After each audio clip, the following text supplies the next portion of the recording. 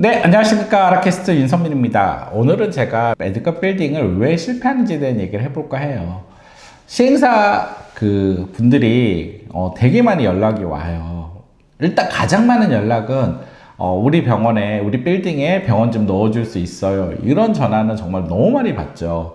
그리고 좀 더 라포를 쌓은 시행사 중에서 여기는 될만한데? 라고 했던 위치가 봐서 보면 1년 동안 아직 채우지 못하고 있고, 심지어 막 2년 가까이 됐는데도 아직도 병원을 채우지 못하고 있는 메디컬 빌딩들도 많이 있습니다.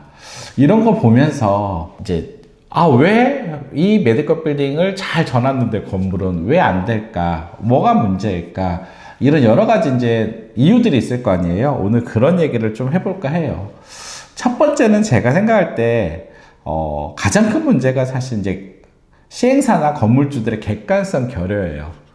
원장님들이 대부분 이제 건물주나 시행사들을 만나보면은 우리 건물 좋습니다. 우리 건물은 병원이 엄청 들어올 거예요. 뭐 사실 몇 명 만나봤겠죠. 뭐 연락도 몇 개 받아봤겠죠. 그런데 저희가 부동산을 하다 보면은 정말 입지를 진짜 한 50개 보여줘야지 한 개 결정할까 말까 그러거든요. 통상적으로 원장님들이 부동산이라는 걸 결정할 때 한 100개는 보실 거예요.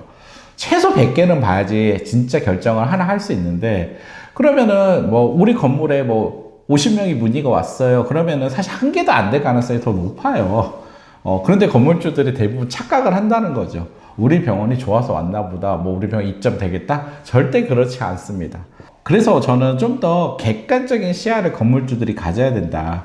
사실 원장님들이 점점 입점하는 게 쉽지가 않습니다. 왜냐면 경쟁이 이제 많잖아요. 어디 가도 예전에 비해서 50년 전에 비해서 지금 경쟁이 많습니다. 경쟁이 되게 센 지역, 강자가 또 있고 하면은 원장님들이 들어가고 싶어도 들어갈 수가 없어요. 암만 위치가 좋아도 또 들어가면 실패할 가능성도 많이 있습니다. 그러니까 여러 요인들로 인해서 이 건물을 선택하지 못하는 거예요. 그게 단순히 뭐 임대비뿐만 아니라 여러 가지 요인들이 작용을 합니다. 그렇기 때문에 건물주들이 일단 내 입지에 대해서 좀 더 객관적인 시야를 정확하게 갖고 시작을 하는 게 되게 중요합니다. 그래서 둘째, 이제 위치적으로 내가 뭔가 내 위치를 정확히 파악한 다음에 우리 건물만의 좀 차별화된 게 무엇을 제공해줘서 들어오는 병원들을 성공시킬까라는 생각을 하셔야 돼요. 단순하게 그냥 얼마 벌까, 임대비 얼마 받아서 이렇게는 건물들을 다 채워넣는 게 쉽지가 않습니다. 따라서 저도 이제 가장 많이 해주는 거예요. 건물의 차별화 포인트를 어떻게 가져가고 들어오는 병원들한테 어떤 혜택을 줘서 여기 들어온 병원들이 다 성공을 하면 이 메디컬 빌딩의 가치가 올라가잖아요. 따라서 어떻게 이 위치에서 어떤 차별화로 어떻게 만들어줄지에 대해서 정말 전문가랑 같이 상의하고 이런 컨셉을 만들어줘야 됩니다. 부동산이 이제 입지가 아니라 저는 컨셉이라고 생각합니다. 너무 많은 메디컬 빌딩들이 있어요. 그런 메디컬 빌딩 하나 만든 거는 전혀 매력이 없습니다. 따라서 이 빌딩이 어떤 컨셉으로 어떤 가치의 원장님들이 들어와서 이 빌딩의 가치를 만들어내느냐는 이젠 더 이상 단순히 메디컬 빌딩만으로는 이제 답이 없고 어떤 컨셉이 필요하다는 거죠. 이런 것들을 정말 한번 만들어 봐야 되겠다라는 좀 건물주의 어떤 전향적인 어떤 사고가 필요해요. 그래야지만 우리 빌딩이 좀 더 가치 있게 만들어지겠죠. 그리고 건물주들이 파트너를 잘못 선정하는 경우가 많습니다. 제가 작년도 그렇고 가장 속상한 거는 일단 브로커들을 잘못 만나요. 사실 브로커들이 의사 몇 명 알고 있는 거 막 얘기하면서 놓줄 수 있다, 뭐 수수료 달라 이렇게 접근하는데 브로커들이 어떻게 병원을 놓줍니까? 사실 저희 아라는 세미나를 통해서 1년에 300명 정도의 개원 원장님을 만납니다.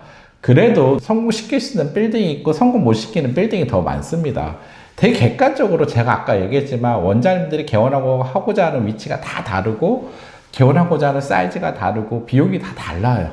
그렇기 때문에 정말 이 입지에 딱 맞게 내가 선택해야지라는 거는 제가 볼 땐 100분의 1, 200분의 1 정도로 되게 아주 진짜 작은 확률이에요.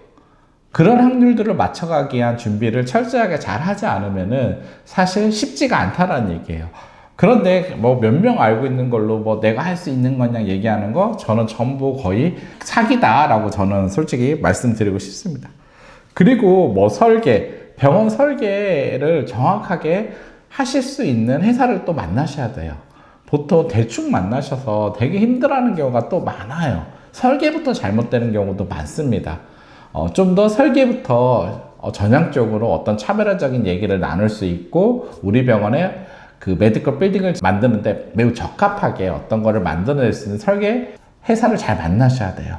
그리고 또 시공사를 만나는데, 시공사 또 잘못 만나서, 특히 요즘 뭐 경기가 너무 안 좋잖아요. 그렇다 보니까 시공 건설 경기도 그런데 너무 그냥 저렴하게, 무조건 가격 대비 저렴하게 회사만 만나서 정말 마지막에 문제 생겨서 고생하는 데들 되게 많습니다.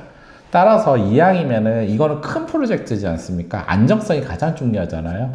따라서 시공사도 정말 잘 질 수 있는 회사인가를 검토하고 비교해서 제대로 된 시공사를 선정하는 게 매우 중요합니다. 뭐 금융 문제도 있고 더 많은 이제 얘기를 드릴 수 있는 게 있지만, 제가 생각할 때 가장 중요한 포인트는 요 세 가지인 것 같아요. 최근에 거의 한 달에 저희가 한 뭐 7, 8개씩은 건물주들이 우리 병원에 넣어주세요, 병원 넣어주세요 라는 문의를 받습니다. 그리고 시행하시는 건물주들이나 시행사들이 또 메디컬 빌딩을 짓기 위해서 어떻게 해야 되는지 이런 문의가 오는데요. 저희가 그 메디컬 빌딩 프로젝트 그 세미나를 통해서 정말 어떻게 메디컬 빌딩을 성공시킬 수 있는지에 대해서 저희가 또 6월에 강의를 해드릴 예정이니까요. 또 강의에 참여하셔서 정말 정확히 배우시고, 이런 환경에서 이제 앞으로 메디컬 빌딩은 이렇게 짓고 이렇게 가야 되는구나를 최고 전문가들을 통해서 정확히 인지하신 다음에 메디컬 빌딩을 저는 설계하시라고 말씀드리고 싶습니다. 그렇게 한다면은 이제 실패 확률이 적어지겠죠. 최근에 저도 어떻게 하다 보니까 최근에 가장 많이 만나고 있는 게 건물주들인 것 같아요. 제가 건물주들 만나면서 이 돈은 많을지 모르지만 이 병원 실패하겠는데, 이 건물 실패하겠는데, 성공하겠는데, 막 이런 부분들을 많이 이제 컨설턴트다 보니까 저도 분석하게 돼요. 이제 실패하지 않았으면 하는 마음이 있어서 오늘 좀 영상을 찍어봤습니다. 많은 대한민국에 좀 가치 있고 정말 밸류에이션을 높게 만들 수 있는 좀 더 차별화된 메디컬 빌딩들이 많이 나왔으면 좋겠습니다. 감사합니다.